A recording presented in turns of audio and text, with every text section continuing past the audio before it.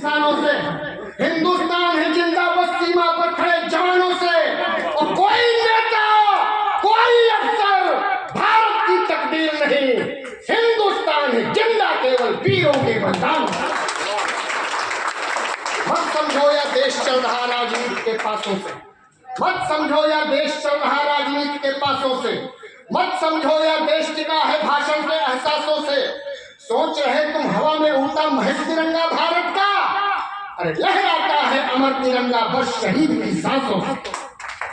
और दो मुक्ता पढ़ के बात समाप्त करता हूं, सुनिएगा कि कविता उनके नाम लिखूं जो बारूदों पर लेटे हैं, भुजरंगों में भारत का स्वर्णिम सम्मान समेटे हैं, और देते जवाब जो खड़े हुए हम एक कभी नहीं हर करता, हाथों में AK-47 सिर पर कफन लपेटे।